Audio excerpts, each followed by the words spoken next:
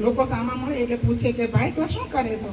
તો કે હું આ સમુદ્રની અંદર મારે જે વેપાર છે, મારે સામે કાંઠે જવા માટે મારે વેપાર છે, એટલે મારે સામે કાંઠે રોજ આવન જાવન કરવું પડે છે.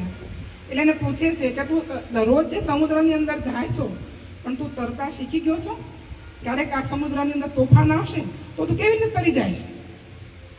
તો એ કહે છે કે મારે કોઈ તરવાની જરૂર નથી, પણ મારે તો આમ કે મને તો એવું તોફાન મારા જીવનની અંદર ક્યારેય નહીં આવે સમુદ્રની અંદર કે મારે તરવાની જરૂર પડે. અને તો ઘણી વખત એને એની સાથે જતા હોય ટોકે છે. પછી એને એવો વિચાર આવે છે કે તને કહું અત્યારે જે વાણ છે એની અંદર 3-4 ખાલી ટીપણા મૂકી દે ને, તારે ક્યારેક જરૂર પડે તો તારે એમાં ટીપણા પકડી અને તરવાનું થઈ જાય. તો એને એવું થયું કે લાવો ભાઈ મને બધા લોકો કહે છે તો ટીપણા અંદર મૂકી દઉં. અને એ ટીપણા એને 4 ટીપણા અંદર મૂકે છે. પછી એનો વેપાર વધવા માંડે છે. વેપાર વધતા વધતા એ સોનાનો વેપાર કરે છે અને એ સોનું ભરી ભરીને ટીપણા લાવવા માંડે છે. ટીપણી અંદર સોનું ભરી ભરીને લાવવા માંડે છે. એમાં એક દિવસ અચાનક સમુદ્રની અંદર તોફાન આવે છે. તો એને એમ થાય છે કે હવે મારે કરવું શું? આ તોફાન તો આવ્યું અને એની જે નાવ હતી નાવની અંદર એ કાણું પડી જાય અને એમાંથી અંદર પાણી ભરાવા લાગે છે. તો એ પછી એને નાવ ધીમે ધીમે ડૂબવા માંડે અને પછી એને એમ થયું કે હવે મારે કરવું શું? ત્યારે એમ થયું કે લાય હવે હું આ ટીપણું જે છે એ લઈ અને પડી જાઉં સમુદ્ર તો હું તરી જઈશ. અને એનાથી ખાલી ટીપણું રહી જાય છે અને ભરેલું ટીપણું છે એ પકડી અને સમુદ્રની અંદર પડી જાય છે અને પોતે ડૂબીને મરી જાય છે.